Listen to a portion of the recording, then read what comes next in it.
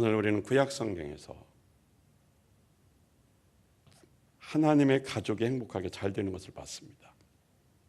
아내가 열매 맺는 포도나무 같고 자녀가 잘 되고 하나님의 임재가 있고 생명을 길게 해서 장수하는 그 복을 받게 됩니다.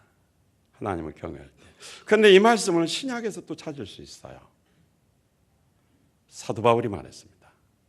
에베소서 6장 1절로 3절이죠.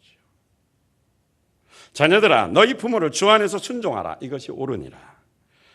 내 아버지와 어머니를 공경하라. 이것이 약속 있는 첫 계명이니 이는 내가 잘 되고, 지금까지 듣던 말씀이죠. 땅에서 장수하리라. 오래오래 아들, 딸, 손자, 손녀, 며느리 보면서 살 것이다. 10계명이 있습니다. 제1계명 나 외에 다른 신을 섬기지 말라 그래서 그것이 하나님 사랑입니다. 인간관계 제1계명 5계명인데 사람관계의 그 제1계명은 내 부모를 공경하랍니다. 하나님을 사랑한다면, 하나님을 경외한다면 당연히 뭐예요? 부모, 보이는 부모가 하나님과 같은 것이죠. 주 안에서, 예수 안에서 부모를 섬기라는 것입니다. 예를 들면 이런 거 있잖아요. 교회 가지 마. 이런 건 안 들어도 돼요. 기도하지 마. 이건 예수 안이 아니잖아요. 신앙생활 적당히 해라. 이런 말은 안 들어도 돼요. 예수 안에서 너는 믿음으로 살라. 기도하라. 하나님으로부터 응답받고 살라. 이런 말씀은 적극적으로 순종해야 됩니다. 할렐루야. 주 안에서 공경하라 이 말씀이에요. 하나님을 경외한다면 당연히 뭐예요? 부모를 섬기게 되어 있어요.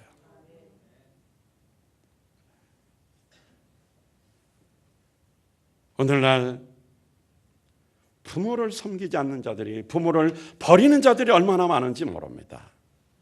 성경은 이렇게 경고합니다. 아비를 조롱하며 어미의 순종하기를 싫어하는 자의 눈은 골짜기에 까마귀에게 쏘이고 독수리 새끼에게 먹히리라. 잠언 30장 17절 말씀. 까마귀가 살점을 뜯고 독수리가 눈을 판다라는 얘기죠. 불행해진다라는 겁니다. 하나님을 사랑한다면 부모를 잘 섬겨야 돼요. 노아 시대에 노아가 그 방주에서 나오고 나서 포도 열매를 농사를 져서 그 당시에는 물 대신에 포도주를 먹었으니까 술 먹으라 소리 아니죠. 근데 너무 많이 먹어서 취했어요. 그래서 벌거벗고 잤습니다. 아들이 셈, 함, 야벳이 셋이 있었는데 둘째 아들이 아버지가 벌거벗은 그 모습을 보고 나와서 셈하고 야벳에게 흉을 봤죠. 아버지가 벌거벗고 잔다. 하체를 봤어요. 셈과 야벳이 뒤로 물러가서 아버지의 수치를 보지 않고 덮어줬습니다. 노아가 깨어나서 그 사실을 알았습니다. 그래서 함은 저주를 받아서 흑인이 된 거예요. 노예가 됐죠. 지금도 흑인들이 얼마나 고통 속에 살고 있습니까?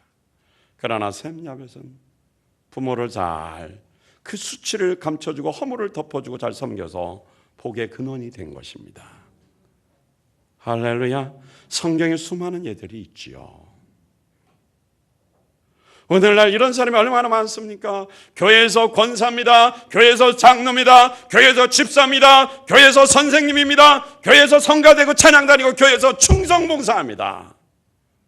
집에 가면 부모를 무시하고 쫓아내버리고 용돈도 안 줘요.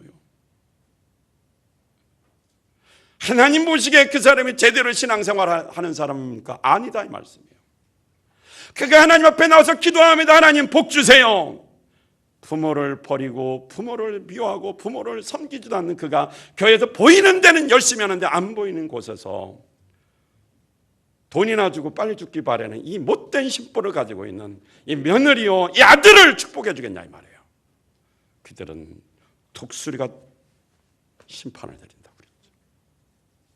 무서운 거예요. 하나님이 그 양심을 보면서 뭐라고 하시겠어요? 하나님 축복해 주세요. 하나님 그에게 뭐라고 할까요? 바리새인들이 율법을 지켜야 됩니다. 그 율법이 이것이 있습니다. 부모를 불순종하고 부모를 거역하면 반드시 죽여라. 그런데 그들이 부모를 제대로 섬기지 않으면서 빠져나오는 방법이 하나 있었어요. 부모님에게 드릴 용돈이 있습니다. 그러면 이렇게 말합니다. 고르반. 따라서 합니다. 고르반. 고르반. 이건 무슨 의미가 있냐면 부모에게 드릴 것을 하나님께 바쳤습니다 라고 어떻게 고르반 해버리면 어머니가 와가지고 늙은 어머니가 와서 용돈 좀 달라 그러면 없다 그래요. 왜? 이미 어머니께 드릴 거를 하나님께 드림받은 고르반 했기 때문에 안 줘도 된다라는 것입니다. 이게 법은 지키고 부모는 안 섬기고 죽지는 않으면서 교묘하게 빠져나가죠. 합리화시킨 거죠. 남들이 볼 때는 부모도 잘 섬기고 신앙생활 잘하는 것 같아요. 속에 양심은 이미 어떻게 해요? 위선자고 불순종하는 자입니다. 그래서 너희들이 나를 헛되이 경배한다고 예수님께 무섭게 책망하고 저주해버렸습니다. 부모님에게 용돈 안 드리는 분들 회개하십시오. 신앙생활 잘할수록 잘 섬겨야 됩니다. 때로는 모시지 못할 때는 용돈이라도 풍성하게 드리십시오. 전화라도 자주 하시고요. 신앙생활을 버리고 부모를 모시라는 것이 아닙니다. 신앙생활 잘하는 곳에 부모를 모셔오면 되는 것입니다. 모셔오면. 거꾸로 따라가지 말고 성령 충만하고 신앙생활 잘하는 곳으로 오게 해야 부모도 복을 받습니다. 신앙생활 중단하고 따라가면 같이 망하는 것입니다. 잘 되는 곳으로 오게 해야 됩니다. 할렐루야! 고르반하고 무시하면 안 돼요. 큰일 납니다. 하나님을 경외하는 가정 잘 된다 그랬죠. 그러면 뭐요? 당연히 어머니 아버지도 잘 섬겨야 돼요. 여러분 노인이 되면 자기 마음대로 살아요. 법이 없어요. 이해해 줘야 돼요. 자기 하고 싶은 대로 해요. 그래서 연세 드시면 어린아이 같다라는 말이 있습니다. 그게 좀 실감나야 이해를 합니다. 그리고 마음에 안 드는 있고 뭐 부끄러운 일 과거도 있고 있지만 그래도 내 어머니 내 아버지잖아요. 내가 안 덮어주면 누가 덮어줍니까? 부모의 수치를 자식이 덮어줘야 되죠. 용돈 꼭 챙겨드리세요. 문안 인사드리고 웃으면서 대화하면 되잖아요. 힘들게 하는 부모 있어요. 근데 요즘 사람들이 교회 생활하는 잘하면서 부모 버린 자가 얼마나 많아요. 용돈도 안 주면 뭐 먹고 살아요? 결국 굶어 죽으라는 얘기예요. 버리는 거예요, 그게.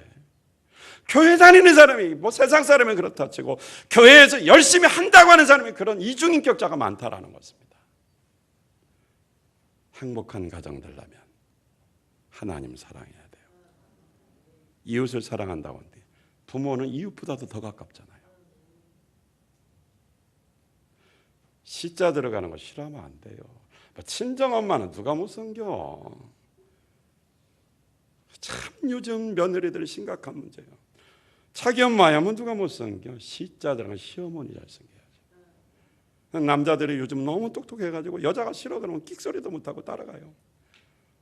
그러면 어머니 늙은 어머니는 땅 파먹고 사나? 섬겨야 될 거 아니에요. 하나님을 사랑하지 못하니까 그렇게 되는 거예요.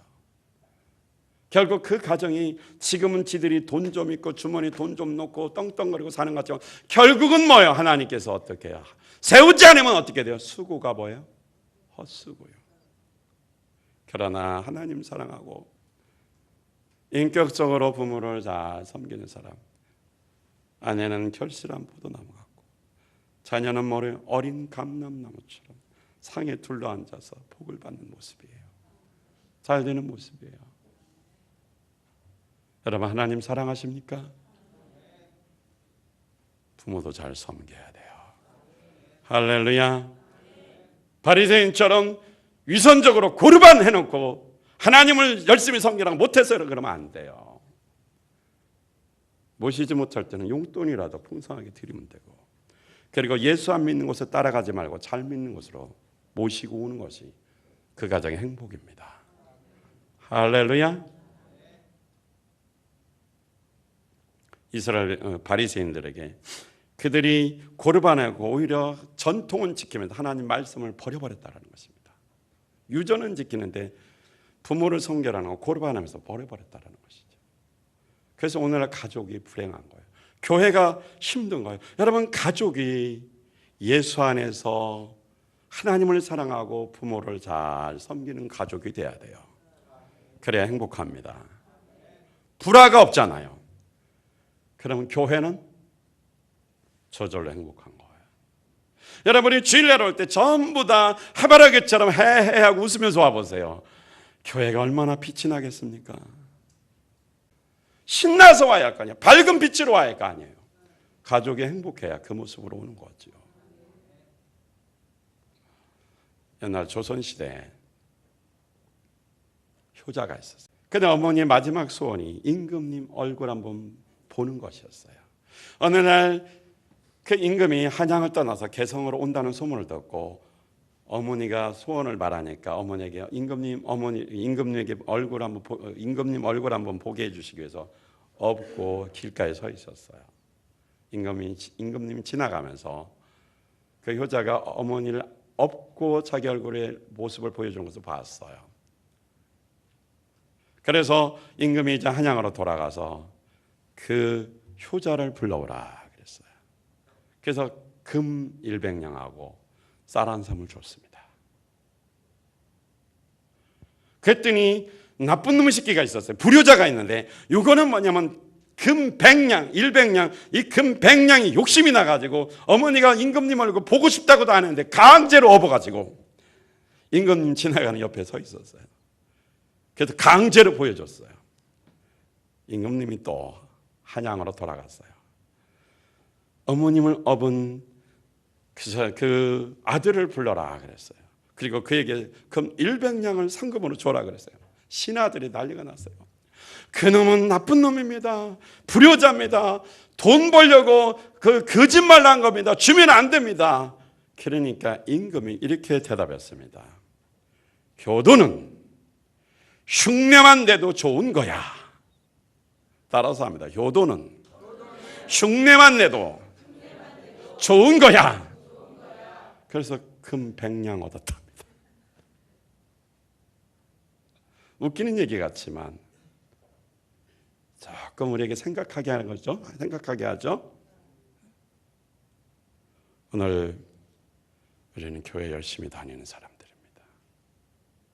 어쩌면 믿음 생활도 열심히 하고 있죠. 맡겨진 사역도 많이 있어서 열심히 합니다. 그런데 만약에 시부모를 섬기지 않고 무시하거나 한다면 하나님이 기뻐하겠냐 이 말입니다. 오늘 말씀해 보니까 행복한 가정, 가족이 잘 되죠. 오래오래 살면서 자식이 잘 되는 걸 보죠. 손으로 만지는 것보다 잘 된다.